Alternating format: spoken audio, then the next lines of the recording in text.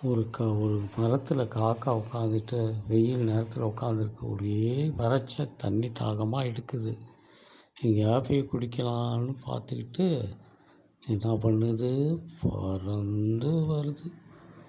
அப்படியே மயக்கத்தோடு வந்து பார்த்துக்கிட்டே வருது, எங்கேயா தண்ணி கிடைக்குமான்னு பார்த்துக்கிட்டு வரும்போது, அப்போது அதுக்கிட்ட ஒரு கிண்ணத்தில் தண்ணி இருக்கிறத பார்த்து, கொஞ்சம் தான் இருக்குது, அது பத்தாது.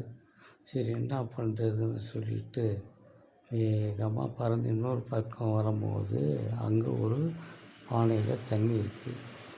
பக்கத்தில் இருந்த கல்லெல்லாம் எடுத்து அதை கொஞ்சம் கொஞ்சமாக போட்டோடனே அடியில் இருந்த தண்ணி மேலே வந்து அது குடிச்சிடுச்சு. அவ்வளோ அறிவான காகம் அது. அந்த சந்தோஷம் அதுக்கு தாங்க முடியல, ரொம்ப ஹாப்பி ஆகிடுச்சு. ஆடிக்கிட்டு அங்கேருந்து அந்த கானகத்துக்கு தன்னுடைய இருப்பிடத்துக்கு பறந்து வருது. எப்படி பறந்து வருது? சந்தோஷமாக பறந்து வந்து பாட்டு ஒன்று பாடிக்கிட்டே வருது.